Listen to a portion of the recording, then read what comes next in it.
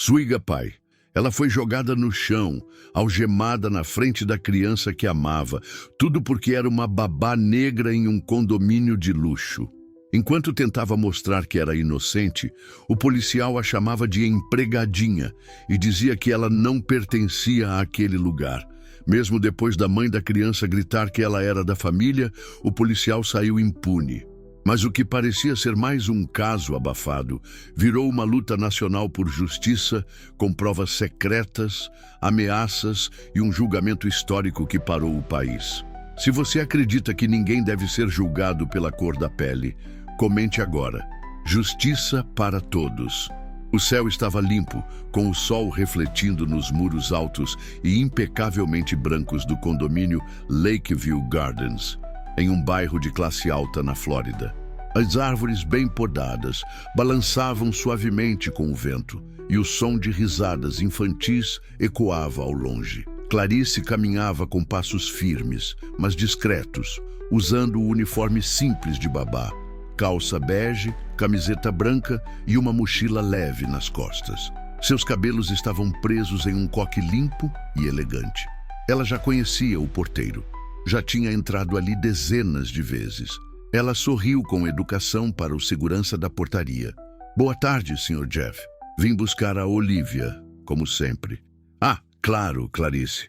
Já te liberei no sistema, respondeu o homem, com um sorriso gentil, enquanto apertava um botão e liberava o portão eletrônico. Ela caminhou em direção à casa dos Miller, passando por uma mãe que recolhia brinquedos no gramado e por um homem correndo com seu cachorro. Tudo parecia tranquilo, até que um som rasgou o ar como um trovão seco. Polícia! Mão na cabeça agora! Clarice virou-se assustada.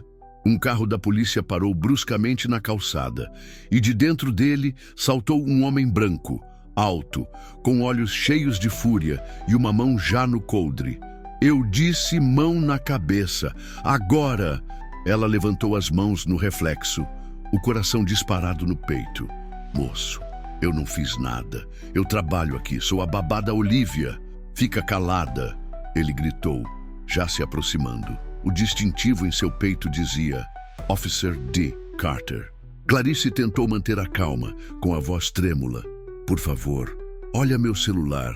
Tenho fotos com ela, tenho mensagens da mãe dela.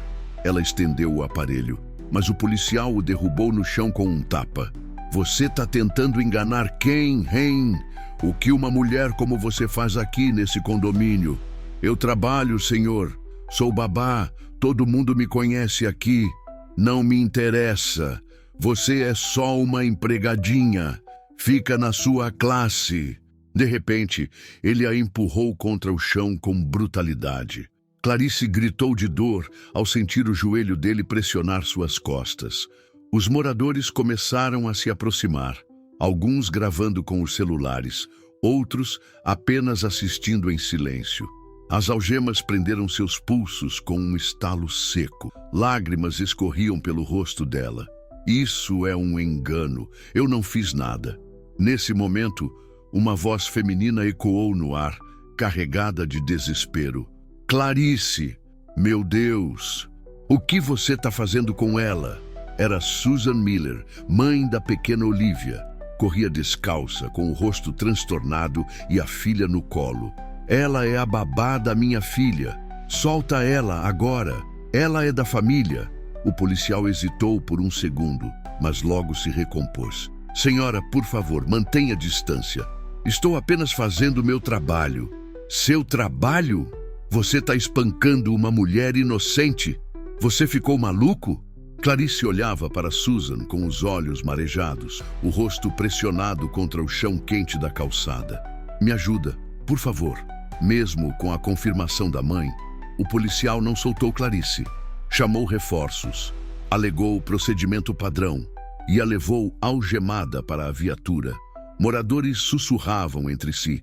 Alguns gravavam, outros simplesmente viravam as costas. Olivia chorava no colo da mãe, gritando o nome da babá. Clarice, não! Mamãe, salva ela! Horas depois, a delegacia divulgava uma nota oficial. O oficial Dean Carter agiu dentro do protocolo diante de uma denúncia de possível sequestro. Mesmo com os vídeos circulando nas redes sociais, a humilhação foi deixada de lado pelas autoridades. Nenhuma punição, nenhuma advertência. O policial continuava no cargo. Enquanto isso, Clarice saía da delegacia com o rosto abatido, os braços marcados pelas algemas e o coração carregado de dor. No caminho para casa, olhou as redes sociais. Seu rosto estava em todos os lugares. Junto com ele, os comentários cruéis. Ela devia saber o lugar dela. Estranho ela estar num condomínio desses. Com certeza tem coisa aí. E assim, diante de todo o país, uma mulher foi destruída pela cor da sua pele e pela classe que insistiam em jogá-la. Mas aquilo era só o começo. Clarice acordou assustada, o coração ainda acelerado.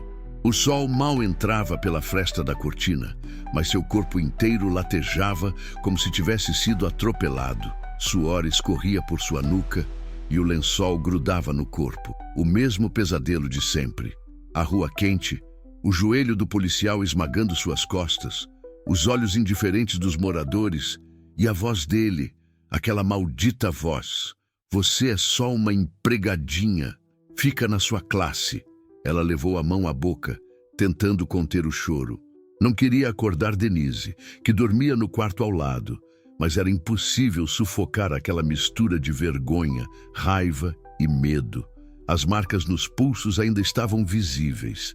E mesmo onde a pele parecia ilesa, havia dores invisíveis, profundas, que nenhum remédio resolveria.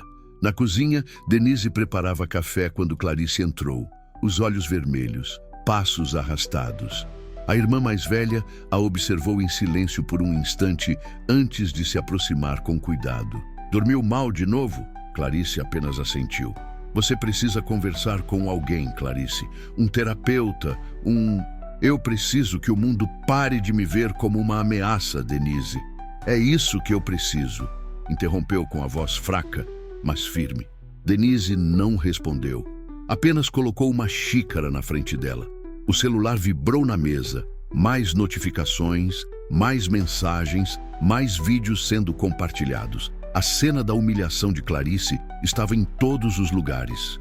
Mas junto com os rostos de indignação, vinham também os dedos apontados. Tem certeza que ela não estava fazendo nada errado? Engraçado. Nunca vi babá andando com esse celular caro. Por que a mãe deixou alguém assim com a filha? A TV, ligada em volume baixo, exibia um programa matinal. A apresentadora comentava o caso com um sorriso contido, lendo uma nota oficial.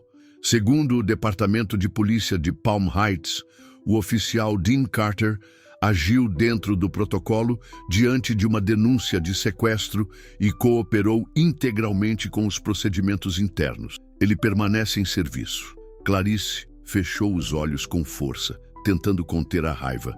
Protocolo, Denise. Me esmagar no chão, jogar meu celular, me chamar de empregadinha. Isso agora é protocolo? Denise tomou um gole do café e respirou fundo. Eles estão esperando que você se cale, mas você não vai. Eu conheço você. Você sempre foi forte. Ser forte não impediu que ele me tratasse como lixo na frente da Olivia. Aquele olhar, ela me viu no chão, gritando: como eu vou encarar aquela menina de novo? Você encara com a mesma coragem de sempre. Mas agora, Clarice, você vai lutar e eu vou lutar com você. Clarice ainda hesitava. A dor ainda era maior que a vontade de reagir. Horas depois, sozinha no quarto, ela tentou escrever uma nota para postar nas redes. Algo simples, direto. Mas nada parecia suficiente. Tudo o que escrevia parecia fraco demais diante do que sentia. Excluir, escrever de novo, excluir. Desligou o notebook. O telefone tocou. Era Susan. Clarice, você tá bem? Tô tentando. A Olivia, ela não para de perguntar por você. Tá confusa, triste. Ontem me perguntou se você morreu. Clarice sentiu o peito apertar. Me desculpa. Eu não sei como isso aconteceu. A culpa não é sua. Aquilo foi um crime, Clarice. Um crime. E ninguém está fazendo nada. Liguei para o departamento de polícia umas 10 vezes. Me ignoraram em todas. Disseram que minha reclamação não procede, que é sua palavra contra a dele. Clarice mordeu o lábio com força. Lágrimas voltaram aos olhos. Eu não sei se consigo reviver aquilo tudo de novo, Susan. Eu só queria esquecer. Mas se você esquecer, eles vencem e fazem isso com outras, com a próxima Clarice. Você não é só uma babá. Você é uma mulher honesta, amorosa, que salvou minha filha de engasgar aquele dia, lembra? Eu lembro. Então não deixa que te transformem numa criminosa. Eu vou estar com você em cada passo. A Olivia também. Clarice desligou com o coração pesado, mas algo diferente. Um pequeno impulso, um primeiro fio de indignação transformado em coragem. Naquela mesma noite, Denise surgiu no quarto com um olhar sério. Tem alguém querendo falar com você. Quem? Um jornalista. Ele viu o vídeo. Disse que está investigando o Carter há tempos. Jornalista? Tá aqui na sala. Se não quiser falar, eu mando ele embora. Clarice hesitou. Respirou fundo. Então se levantou. Na sala, um homem magro, de barba por fazer e expressão determinada, levantou-se ao vê-la. Clarice, eu sou Thomas Braga. Trabalho no Sentinel News. Antes de qualquer coisa, me desculpa por invadir sua noite. Eu não vim atrás de um furo. Vim atrás da verdade. Ela sentou-se devagar, ainda desconfiada. E o que você quer comigo? Eu quero te ouvir e quero te mostrar uma coisa. Ele puxou um envelope de papel pardo da mochila e o colocou sobre a mesa. Dentro, havia cópias de 3 boletins de ocorrência, 3 rostos diferentes, 3 histórias semelhantes, todos acusando o mesmo homem, Officer Dean Carter. 3 vítimas, 3 casos arquivados, 3 vezes em que disseram que ele agiu dentro do protocolo. Clarice folheava os documentos com as mãos tremendo. Por que ninguém falou sobre isso? Por que ninguém quis ouvir? Porque essas pessoas não tinham voz ou desistiram. Mas você tem a chance de mudar isso. Ela levantou os olhos para ele. Você acha que vão me ouvir? Eu acho que agora eles não têm mais escolha. O silêncio tomou conta da sala. Denise observava tudo, de braços cruzados, como quem já esperava por aquele momento. Clarice, disse Thomas, com firmeza, você não é a primeira, mas você pode ser a última. A gente pode fazer esse homem cair, mas eu preciso de você. Clarice se levantou, caminhou até a janela e encarou o céu escuro da noite. Os gritos ainda ecoavam na sua mente. As mãos do policial ainda marcavam seus ombros. Mas agora, pela primeira vez, havia algo mais forte que o medo. Havia uma necessidade urgente de justiça. Por ela, por Olivia, por todas as que vieram antes. Eu vou contar tudo, disse, voltando-se para Thomas. Mas quero que cada palavra minha seja ouvida e que ninguém mais tenha que passar por isso em silêncio. O jornalista assentiu. Então vamos começar. Clarice respirou fundo. A primeira batalha estava apenas começando e ela não ia mais recuar. O arquivo sobre a mesa era mais grosso do que Clarice esperava. Thomas o abriu com cuidado, como se estivesse manuseando uma peça delicada de história. A luz da luminária iluminava os rostos sérios de todos na sala. Denise estava ao lado da irmã, com os braços cruzados e o semblante firme. Clarice ainda segurava o café quente entre as mãos, mas não o bebia. A tensão já aquecia seu corpo por dentro. Todos os documentos aqui são públicos, mas convenientemente escondidos, disse Thomas, virando a primeira página. Em 2018, Carter foi denunciado por agressão a um adolescente negro de 16 anos, acusado de roubar uma bicicleta. O garoto provou que a bicicleta era dele, mas já tinha passado uma noite inteira na detenção e saiu com o nariz quebrado. O processo sumiu, desapareceu do sistema. A mãe dele se mudou de cidade 2 meses depois. Clarice sentiu o estômago se revirar. Ela sabia que não era a única, mas ouvir as histórias com datas, nomes e feridas específicas tornava tudo mais real. Aqui, Em 2020, outra ocorrência. Mulher negra, 35 anos, parou o carro para deixar os filhos na escola. Carter a acusou de obstruir o trânsito e tentou prendê-la. Quebrou o braço dela durante a abordagem. Alegaram que ela estava resistindo à prisão. O caso foi arquivado como desacato e ninguém fez nada. Denise explodiu, indignada. Ninguém, em nenhum desses casos. A delegacia alegou falta de provas nos dois. Mas o padrão é claro. Os depoimentos das vítimas são praticamente idênticos. Clarice pegou os papéis, analisando cada trecho. Palavras como abordagem agressiva, excesso de força, resistência não comprovada, recusa de socorro se repetiam. Era como um roteiro ensaiado por trás das fardas. Então a história se repete e se esconde. Thomas assentiu. E agora você é a mais nova linha nesse histórico sujo. Clarice engoliu seco. Eu tentei abrir um boletim de ocorrência contra ele. Ontem me mandaram para casa. Disseram que qualquer queixa contra um policial precisa passar pelo departamento jurídico da cidade. Mas ninguém me explicou como. Ninguém me deu um contato. Fiquei 2 horas lá e saí como entrei, invisível. Claro, estão protegendo ele. Porque ele tem alguém por trás. Você sabe disso, né? Denise ergueu o olhar. Alguém mais alto, muito mais alto, respondeu Thomas, puxando uma foto de dentro da pasta. Era uma imagem simples, tirada num churrasco, mas falava alto. Officer Carter estava de braços cruzados, ao lado de um homem robusto, com a barba grisalha e uniforme de gala.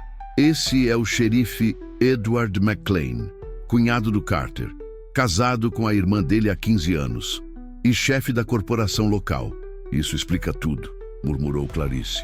Explica porque Carter sempre saiu impune, porque as denúncias somem, porque qualquer investigação que começa contra ele morre no caminho. E o xerife? Ninguém pode investigá-lo? Poder pode, mas quem faria isso? O procurador da cidade é amigo de infância dele. Os juízes? Alguns têm campanhas financiadas por doações da família McLean.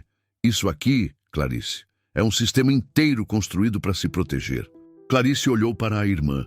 Pela primeira vez, ela não sentia raiva apenas do policial que a agredira, sentia nojo de um sistema tão perfeitamente construído para calar, distorcer, apagar. E como a gente derruba isso? Começando por onde eles não esperam. A opinião pública. Clarice arqueou a sobrancelha. Internet, mídia, voz, visibilidade. Se eles esconderam tudo até agora, é porque nunca ninguém fez barulho suficiente. Mas com você, Clarice, seu vídeo está circulando o país inteiro. Gente famosa está repostando, mas está todo mundo esperando você falar. Falar? Contar sua versão, não só no boletim, não só para mim. Contar em público, em alto e bom som, do seu jeito, sem filtro. Clarice respirou fundo. Aquilo parecia maior do que ela, muito maior. Eu não sei se consigo. Você já está fazendo. Agora só falta o mundo ouvir. Ela olhou para Denise, que estendeu a mão, firme. Você não vai estar sozinha, mana. Nunca. 2 dias depois, Susan apareceu em sua casa com Olivia pela mão. A menina correu para os braços de Clarice sem hesitar e chorou no seu colo como se tivesse reencontrado uma parte perdida de si. Eu fiquei com medo de você não voltar, disse a pequena, soluçando. Você estava triste na televisão. Clarice tentou sorrir, mas os olhos estavam cheios. Eu tô aqui, meu amor, tô aqui, e não vou a lugar nenhum. Susan esperou Olivia ir brincar no quarto antes de falar. Eles me ligaram hoje. O departamento de polícia. Disseram que eu estou interferindo indevidamente em assuntos internos e que posso ser processada por difamação se continuar expondo a corporação. Clarice arregalou os olhos. Eles ameaçaram você indiretamente, mas a mensagem foi clara. Me cale ou arque com as consequências. Você vai parar? Não. Susan se aproximou, sentou ao lado dela. Eu fui covarde por tempo demais. Eu cresci nesse mundo, Clarice. Fui criada para não arrumar confusão. mas eu vi o que fizeram com você. Eu vi o olhar da Olivia e entendi que ficar calada é colaborar. Clarice segurou a mão dela. Obrigada. E mais, eu vou processá-los, formalmente, por danos morais, exposição de menor e racismo institucional. Eles mexeram com a babá da minha filha. Agora vão ter que lidar com uma mãe furiosa. No dia seguinte, Susan divulgou uma nota pública nas redes sociais, declarando apoio total a Clarice e anunciando que estava movendo um processo contra o departamento de polícia. A repercussão foi imediata. Enquanto milhares aplaudiam sua coragem, outros começaram a criticá-la duramente. Lacração barata, diziam. Sinal de virtude. Influenciadores conservadores começaram a atacá-la, questionando por que uma mulher branca estaria se metendo em briga alheia. Perdeu contratos, parcerias, seguidores, mas não perdeu a convicção. Clarice acompanhava tudo em silêncio, com os olhos grudados na tela. Não sabia se sentia culpa ou gratidão. Talvez os dois. Susan estava perdendo muito, mas estava perdendo ao lado dela. À noite, recebeu uma ligação de Thomas. Prepare-se, amanhã seu vídeo vai ao ar. Vídeo? O depoimento que gravamos já está editado e vai abrir o programa especial da noite no canal principal da emissora. E depois vai para a internet, para o mundo inteiro ver. Clarice ficou em silêncio por um segundo. Então murmurou: "Tô com medo. É normal, mas o que vem depois vai ser maior que esse medo." Na manhã seguinte, a cidade acordou com um burburinho diferente. Os jornais traziam manchetes provocativas: babá ou criminosa, justiça ou exagero, caso Carter, onde está a verdade? Enquanto isso, nos bastidores, Clarice e Susan recebiam uma notificação formal. O departamento jurídico da cidade bloqueou o processo contra Carter. Motivo? Falta de elementos comprobatórios da ação ilegal.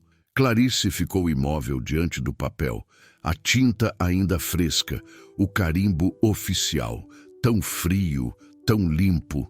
Eles arquivaram, sem nem ouvir minha parte. Thomas, ao telefone, resumia tudo em uma frase: "Eles estão fechando as portas por dentro, mas não sabem que a gente está arrombando as janelas." Naquela noite, o vídeo de Clarice foi ao ar. Olhos marejados, voz embargada, mas firme. Contou tudo, do início ao fim, sem floreios, sem frases prontas, do chão do condomínio às noites sem dormir. E, quando terminou, olhou diretamente para a câmera e disse: "Eu sou Clarice, eu sou babá, eu sou negra e eu sou digna. Eles tentaram me calar, mas agora eu falo por mim e por todos que eles apagaram." Horas depois, sua história estava entre os assuntos mais comentados do país. Mas Clarice sabia, a guerra estava só começando. O mundo ao redor de Clarice parecia girar em uma velocidade diferente desde a exibição do vídeo. Durante dias, sua imagem apareceu nos noticiários, nas redes sociais, nas telas dos celulares de milhões de pessoas. E cada curtida, cada comentário, cada compartilhamento trazia consigo um peso, uma expectativa, um julgamento. Na manhã seguinte, ela acordou com o telefone vibrando incessantemente. Denise entrou no quarto segurando o celular, o rosto carregado de urgência e espanto. "Clarice, você precisa ver isso." Ela pegou o aparelho e abriu o vídeo. Era a gravação do momento em que o policial a agredia no chão, feita por uma moradora do condomínio. A mulher havia guardado as imagens, com medo de represálias. Mas, com o depoimento de Clarice no ar, ela decidiu publicar. O vídeo era mais completo do que o que já circulava. Mostrava desde o momento em que Carter saía do carro até o instante em que Susan chegava aos gritos. Era brutal e absolutamente claro. Não havia resistência, não havia ameaça. Havia apenas violência gratuita e racismo explícito. "Isso vai explodir", disse Denise. E explodiu. Hashtags como Justice for Clarice, de Carter Racist e Derrubem o Muro começaram a subir em Trending Topics. Celebridades, atletas, ativistas e até políticos começaram a se pronunciar. O rosto de Clarice se transformou em símbolo, símbolo da dor, símbolo da luta, símbolo da revolta de uma sociedade cansada de engolir injustiças. Na frente do condomínio Lakeview Gardens, onde tudo começou, manifestantes começaram a se reunir. Primeiro eram 20, depois 100. Em poucos dias, o número ultrapassava 1000. Cartazes com frases como "Ser babá não é crime", "Sua pele não é sua sentença" e "Carter deve pagar" preenchiam os portões elegantes do bairro. Clarice assistia tudo pela televisão, muda, com os olhos marejados. "Eu nunca quis isso", murmurou. "Ninguém quer ser símbolo de dor, Clarice. Mas quando a dor se torna pública, ela precisa ser transformada. E é isso que você está fazendo", respondeu Susan, sentada ao seu lado. Naquele mesmo dia, a equipe de produção de um dos programas de maior audiência do país ligou para a casa de Clarice. Queriam entrevistá-la ao vivo, em horário nobre. A proposta era clara, uma conversa séria, com espaço para que ela contasse sua história sem interrupções. Após alguma hesitação, ela aceitou. Achou que, talvez, aquilo pudesse ser o empurrão que faltava para que a justiça finalmente começasse a se mover. O estúdio era frio, moderno, imponente. Clarice sentou-se na cadeira indicada, o microfone preso à gola da blusa, os olhos fixos nas luzes do teto. O apresentador a recebeu com um sorriso diplomático. "Clarice, antes de qualquer coisa, obrigado por estar aqui. Sabemos que tem sido dias difíceis."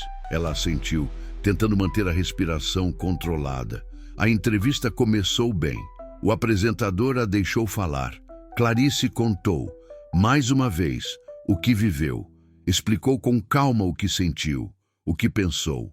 Falou sobre medo, sobre racismo, sobre a violência disfarçada de protocolo. Mas então, um convidado remoto foi introduzido na transmissão. Um influenciador conservador, conhecido por defender forças policiais e minimizar casos de abuso. "Vamos ouvir agora a opinião de Mark Ellison", anunciou o apresentador. A voz do homem surgiu fria e carregada de desprezo. "Com todo respeito a Clarice, o que vemos aqui é mais uma tentativa da mídia de transformar uma falha operacional em uma crise racial." O policial estava respondendo a uma denúncia. Ele não tinha como saber as intenções da mulher. "É triste, é duro, mas é realismo. Criminalizar a polícia é um erro." Clarice arregalou os olhos. Tentou intervir, mas o apresentador levantou a mão, pedindo calma. "Senhor Ellison", ela começou, a voz trêmula. "O senhor viu o vídeo? O senhor viu o que ele fez comigo?" "Eu vi, sim, e vi uma mulher gritando com um policial, se recusando a obedecer ordens. Isso, minha senhora, é resistência. A culpa não é da cor da sua pele, a culpa é do seu comportamento." O sangue de Clarice ferveu. Ela apertou as mãos sobre o colo, tentando se conter, mas algo dentro dela quebrou. "Sabe o que é difícil, Sr. Ellison? É ser esmagada no chão na frente de uma criança que te ama. É ouvir que você não deveria estar ali, mesmo estando apenas fazendo o seu trabalho. É ser invisível até sangrar. Você fala de comportamento, mas se eu tivesse a pele mais clara, eu estaria aqui hoje como convidada ou como vítima." O estúdio ficou em silêncio. A indignação dela preencheu o espaço como uma sirene. Após o programa, a repercussão foi imediata. O público ficou dividido. Milhares a defenderam com unhas e dentes. Outros tantos a atacaram com ódio. Clarice recebeu mensagens de apoio e também ameaças. Alguns diziam que sabiam onde ela morava. Outros mandavam fotos de armas. A polícia, silêncio. O departamento de polícia ignorava seus pedidos de proteção. Na noite seguinte, Clarice pensou em desistir. Estava sentada no sofá, exausta, quando Olivia entrou correndo, segurando um tablet nas mãos. "Você viu? Você viu, Clarice? Eu gravei um vídeo também." Ela apertou o play. A imagem mostrava o rosto de Olivia. sério, com os cabelos loiros presos em 2 tranças desfeitas. Oi, eu sou a Olivia. A Clarice é minha amiga. Ela cuida de mim desde que eu era bebezinha. Ela me conta histórias, canta pra mim, me dá colo quando eu fico triste. Ela nunca me machucou. Eu amo ela, e se alguém machucar ela de novo, eu vou contar pra todo mundo, porque ela é boa, muito boa. O vídeo terminou e Clarice chorou, sem controle. Susan abraçou a filha, emocionada. Ela gravou escondida, disse que queria defender você. Ela me salvou, mais uma vez. O vídeo de Olivia viralizou ainda mais rápido do que o de Clarice. Em poucas horas, já tinha ultrapassado os 5 milhões de visualizações. O país se dividia entre a ternura de uma criança sincera e a fúria contra a impunidade. Mas, nos bastidores, o cerco continuava. Clarice recebeu uma ligação anônima no dia seguinte. Se você continuar com isso, vai se arrepender. Enterre o assunto. Ela desligou na hora, as mãos tremendo. Denise insistiu para que registrassem um boletim, mas na delegacia riram da cara delas. A gente não pode agir com base em qualquer ligaçãozinha. Moça. Aquela mesma noite, Clarice acordou assustada com o som de algo batendo na janela. Quando foi ver, encontrou uma pedra com bilhete preso por fita adesiva. Desista enquanto pode. Era claro, alguém queria silenciá-la e não estava brincando. Na manhã seguinte, Thomas apareceu com expressão grave. Recebi um e-mail de um endereço criptografado, sem remetente. Continha apenas uma mensagem. Nos encontramos às 22h no estacionamento da antiga estação de ônibus. Traga a Clarice. Eu tenho o que vocês precisam. Isso pode ser uma armadilha, alertou Denise. Pode, mas também pode ser nossa chance de derrubar tudo isso. Clarice pensou por alguns segundos e então disse, com firmeza, eu vou. Quando chegaram ao local, o frio era cortante. Clarice usava um casaco largo, tentando se proteger tanto do vento quanto do medo. O estacionamento estava escuro, silencioso. Às 22h em ponto, um homem apareceu na penumbra. Era alto, negro, com o rosto parcialmente coberto por um boné. Caminhou até ele sem pressa. Você é Clarice? Sim, eu sou Marcos, fui policial, trabalhei com Carter e sei o que ele é de verdade. Thomas deu um passo à frente. Você tem provas? Tenho, e estão guardadas.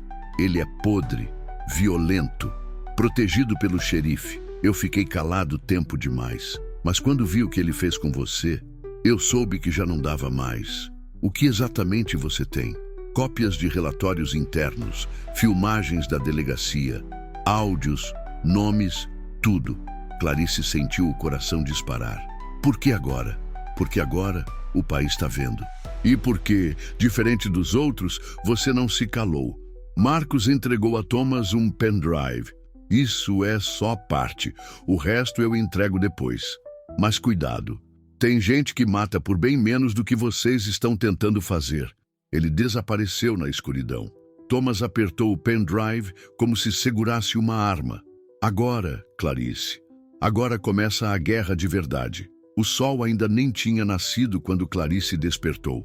Seu corpo pedia descanso, mas a mente não permitia. Aquela noite, desde o encontro com Marcos, tinha deixado uma ansiedade estranha impregnada no ar. Ela caminhou pela casa em silêncio, ouvindo apenas o leve ranger do assoalho e o som distante de um carro passando pela rua. Denise ainda dormia, exausta.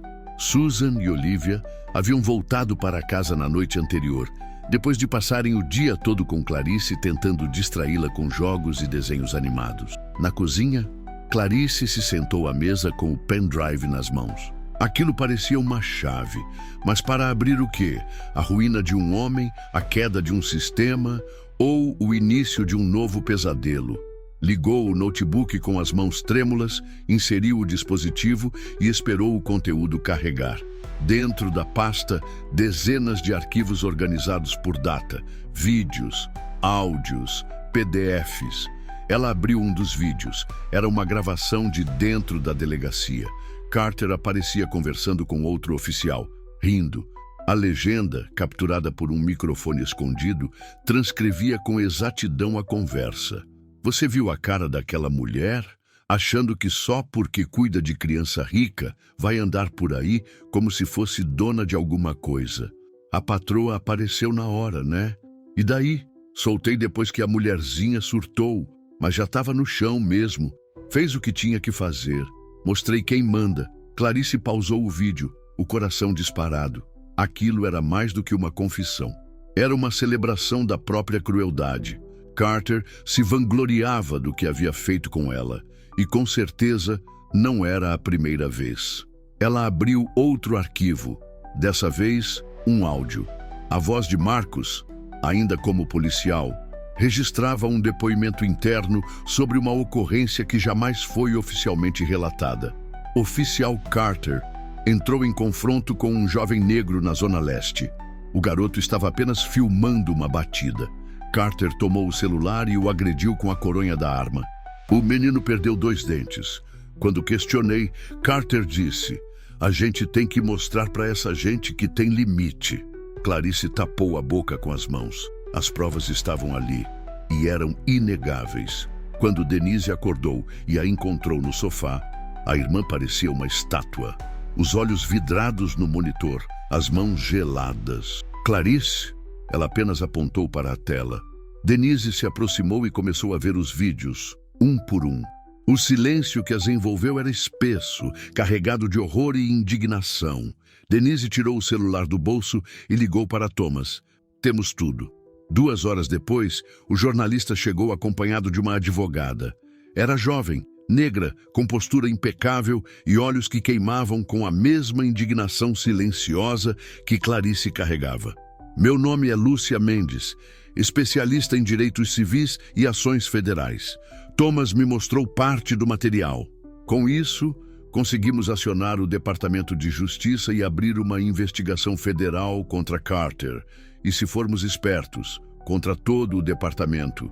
Mas é perigoso", completou Thomas. "Eles vão tentar nos calar e você já sabe que eles têm meios." Clarice respirou fundo. "Então não temos tempo a perder." Enquanto Lúcia começava o processo legal, Susan apareceu na casa de Clarice com o rosto abatido. "O que foi?" perguntou Clarice, ao vê-la tão tensa. "Marcos, ele morreu." Clarice sentiu o chão sumir sob os pés. "O quê?" "Saiu agora na TV. Acidente de carro. Bateram no lado do motorista enquanto ele cruzava um sinal. O outro carro fugiu. A polícia está tratando como acidente comum." Thomas sentou-se no sofá, em silêncio. Sua expressão mudou de cética para alarmada em segundos. Não foi acidente. Denise andava de um lado para o outro, tensa. Eles mataram ele. Sabiam que ele ia entregar mais. Susan começou a chorar. "Ele só queria ajudar." "Ele foi um herói", disse Clarice, num fio de voz. "E eu não vou deixar que a morte dele tenha sido em vão." Na tarde daquele mesmo dia, Thomas recebeu um envelope em seu escritório. Não havia remetente, apenas a inscrição em letras maiúsculas: "Não confie em ninguém." Dentro do envelope, um HD externo com arquivos criptografados. Thomas levou o material imediatamente para um especialista em segurança digital, que passou horas tentando decifrar os arquivos. Ao fim do dia, ele ligou para Clarice. "Conseguimos." Era o restante das provas do Marcos. No HD estavam os relatórios internos que haviam sido sumariamente deletados do sistema oficial da polícia. Também havia imagens de reuniões, vídeos em que Carter se referia a pessoas negras como bandidos em potencial, áudios de reuniões privadas entre o xerife e membros do alto escalão, onde se discutiam formas de calar denúncias para preservar a imagem da corporação. Mas o mais impactante estava em um vídeo que Clarice assistiu sozinha, naquela noite. O xerife McLean aparecia sentado em sua mesa, falando diretamente com Carter. "Essa babá já está fazendo barulho demais. Se continuar, vamos ter que encontrar uma forma de desacreditá-la. Se ela tiver algum podre, mesmo que inventado, solta na mídia. Se não tiver, a gente cria." Clarice desligou o vídeo com as mãos geladas. Aquilo não era só um policial descontrolado. Era um esquema. Era uma rede de proteção, manipulação e corrupção ativa. E agora, tudo isso estava em suas mãos. Lúcia começou imediatamente a preparar uma denúncia formal ao Departamento de Justiça dos Estados Unidos. Com as provas anexadas, o caso deixava de ser um processo local e passava a ser uma questão federal. Na noite seguinte, Clarice recebeu outra ligação anônima. Era uma voz distorcida, provavelmente modificada digitalmente. Entregue os arquivos, ou a próxima a desaparecer será você. Dessa vez, ela não tremeu. Apenas respondeu: já é tarde. Eles já foram enviados. Vocês não podem apagar o que o mundo já viu. E desligou. A resposta veio em forma de silêncio. Pela primeira vez em dias, Clarice dormiu profundamente. Na manhã seguinte, o país inteiro foi sacudido por uma notícia. O Departamento de Justiça iniciava uma investigação oficial contra o Departamento de Polícia de Palm Heights por conluio institucional, práticas discriminatórias e obstrução de justiça. O xerife McLean foi afastado temporariamente para não interferir na apuração dos fatos. Carter, no entanto, ainda continuava no cargo. Isso causou indignação imediata. Manifestações dobraram de tamanho. Pessoas acamparam em frente à delegacia. Clarice passou a ser chamada para entrevistas internacionais. Seu nome ecoava por todos os cantos do país. Mas nada disso parecia suficiente. O homem que a humilhou, espancou e quase destruiu sua vida seguia intocado, protegido pela mesma estrutura que ela agora ajudava a ruir. Naquela noite, Thomas recebeu uma ligação de uma das vítimas anteriores de Carter. Uma mulher chamada Regina Thompson, 42 anos, enfermeira, vivia em outro estado desde que foi atacada por ele. Mas agora, vendo Clarice, decidiu que também precisava falar. Eu estou pronta para testemunhar, disse ela. Tem certeza? Perguntou Thomas. Eu estive em silêncio por 5 anos, mas a Clarice, ela foi minha coragem emprestada. Agora é minha vez. Thomas levou a notícia para Clarice na manhã seguinte. Ela chorou de alívio. É isso. É assim que eles caem. E pela primeira vez desde aquela tarde terrível, Clarice se sentiu em paz. Deseja revisar ou posso continuar para o capítulo 6? O Tribunal Federal de Palm Beach, na Flórida, estava cercado por uma multidão desde o início daquela manhã.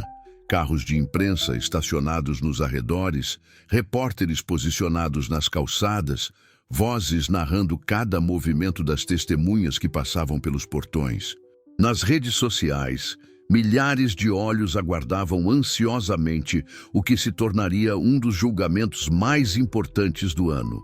E, para muitos, um divisor de águas na luta contra o racismo institucional nos Estados Unidos. Clarice acordou antes do amanhecer. Passou os dedos pelas cicatrizes nos pulsos, agora quase apagadas, mas sentia que a dor ainda pulsava sob a pele. Ela vestiu um conjunto discreto, azul escuro, o mesmo tom que usava nos dias comuns de trabalho. Queria que todos soubessem. Ela era aquela mesma mulher simples, trabalhadora, a mesma que entrava em condomínios para cuidar de crianças como Olivia, a mesma que fora arrastada injustamente para os holofotes. Denise a ajudava com os últimos detalhes. Prendeu seu cabelo em um coque elegante, ajeitou a gola da blusa e a encarou com olhos marejados. Quando você entrar naquela sala, Clarice, você não vai estar sozinha. Clarice sorriu com dificuldade, abraçando a irmã. Do lado de fora, Susan aguardava com Olivia.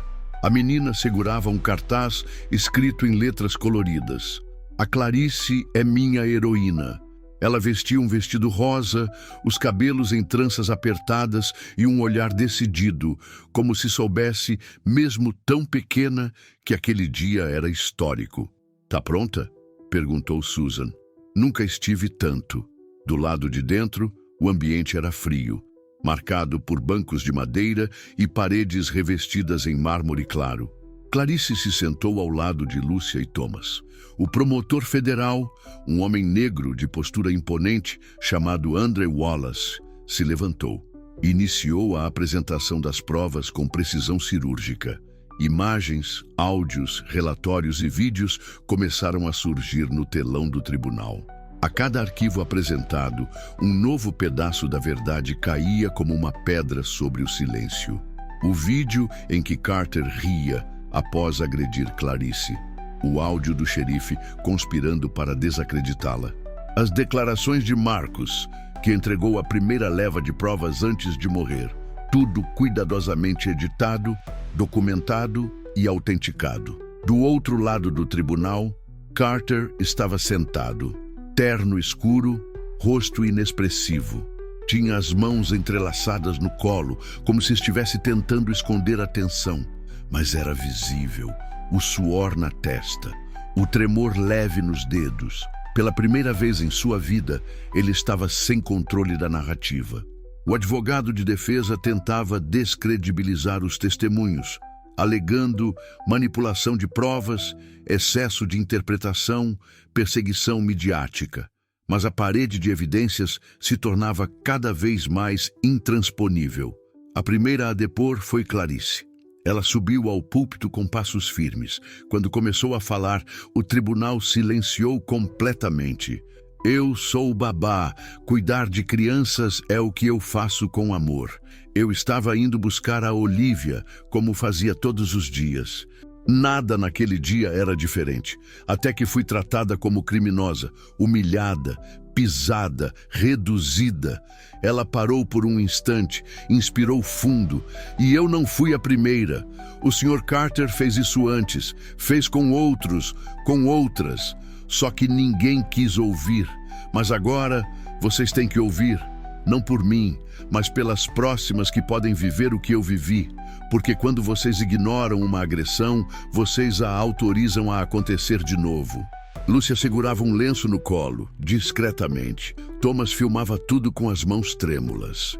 Andre Wallace assentia em silêncio, com os olhos fixos na mulher que se recusara a ser calada. Depois de Clarice, foi a vez de Regina Thompson. A mulher subiu ao banco das testemunhas e descreveu, com detalhes, a abordagem violenta que sofreu 5 anos antes. Sua voz era segura, mas os olhos carregavam a lembrança dolorida de quem quase foi destruída. Ele me quebrou o braço, me chamou de lixo. Eu quis gritar, mas ninguém ouviu. Fui tratada como mentirosa, como exagerada. Agora eu estou aqui para dizer que Clarice está dizendo a verdade. Ele faz isso porque sabe que pode, porque sabe que será protegido. Na terceira tarde do julgamento, novas testemunhas surgiram, antigos policiais, moradores que presenciaram outras abordagens suspeitas, ex-colegas de Carter que decidiram romper o silêncio. O quebra-cabeça se completava peça por peça, com o peso de anos de silêncio e impunidade. A cidade estava em ebulição. Protestos tomavam as ruas. Grupos de ativistas montaram acampamentos em frente ao tribunal. Em outros estados, movimentos começaram a replicar o caso de Clarice como exemplo de como enfrentar sistemas corruptos. Na última audiência, o promotor Wallace encerrou sua fala com uma declaração impactante. Este não é um julgamento sobre um único policial. É um julgamento sobre o que acontece quando a justiça se transforma em arma, quando o poder oprime em vez de proteger. Clarice não está aqui para se vingar. Ela está aqui para impedir que mais ninguém sofra o que ela sofreu. A pergunta que esse tribunal deve responder é: por quanto tempo mais vamos fechar os olhos? A juíza se retirou para deliberar. As horas que se seguiram pareciam anos. Clarice permaneceu sentada, em silêncio, mãos entrelaçadas, olhando para o vazio. Susan, ao lado, tentava conter o nervosismo. Denise caminhava de um lado para o outro na sala de espera, e Thomas digitava freneticamente atualizações para o jornal. Quando a juíza retornou, o tribunal voltou a se encher. Todos se levantaram. Após analisar todas as provas, depoimentos e documentos apresentados neste processo, este Tribunal Federal conclui que o réu, Dean Carter, é culpado das seguintes acusações: abuso de autoridade, agressão com motivação racial, obstrução de justiça e conluio com autoridades para encobrir crimes cometidos em serviço. Clarice cobriu a boca com a mão. Os olhos se encheram de lágrimas. O silêncio do tribunal foi rompido por murmúrios que rapidamente se transformaram em suspiros de alívio. A pena estabelecida é de 10 anos de prisão, sem direito a condicional nos primeiros 5. O réu será imediatamente afastado do cargo e perderá todos os benefícios associados à função policial. Clarice fechou os olhos. Sentia as lágrimas escorrerem, mas não era dor. Era o alívio de quem carregou uma cruz por tempo demais e, finalmente, a colocou no chão. Carter foi retirado do tribunal algemado. Passou por Clarice com o olhar baixo, sem pronunciar uma palavra. Pela primeira vez, parecia pequeno. No lado de fora, a multidão irrompeu em gritos e aplausos, cânticos de justiça. Clarice foi recebida como uma heroína, mas ela não sorria em euforia. Ela caminhava entre as pessoas como quem atravessa uma ponte feita de dor, coragem e resistência. Dias depois, a notícia ainda dominava os noticiários. O xerife McLean renunciou ao cargo após a abertura de uma investigação criminal sobre sua atuação. Várias outras vítimas começaram a procurar Lúcia para abrir seus próprios processos. O efeito dominó havia começado. Clarice, por sua vez, recusou convites de reality shows, programas de fofoca, contratos publicitários. Preferiu usar a visibilidade para criar a Fundação Clarice, uma organização voltada para apoiar vítimas de violência policial e racismo estrutural. A fundação logo ganhou apoio de empresas, ONGs e advogados voluntários. Na primeira coletiva de imprensa, ela disse apenas: "Eu não sou especial. Sou só uma mulher que se recusou a ser silenciada. O que aconteceu comigo pode acontecer com qualquer um. E por isso eu escolhi transformar minha dor em ponte, que ninguém mais precise passar por ela sozinho." Na sala da fundação, um mural foi montado com fotos de vítimas de abuso. No centro, uma imagem de Clarice sorrindo, segurando a mão de Olivia, que usava uma camiseta escrita: "Você pode brincar comigo sem medo." Era o começo de uma nova história. E Clarice sabia, ela nunca mais seria apenas uma empregadinha.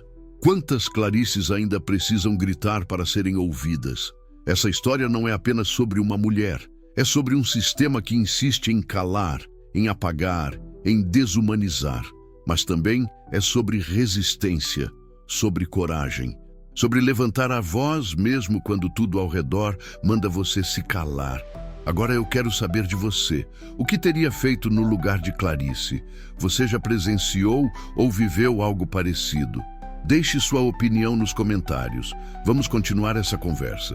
E se essa história mexeu com você, o próximo vídeo já está aí na tela, com mais uma narrativa real e emocionante que você precisa conhecer. Clique e continue com a gente.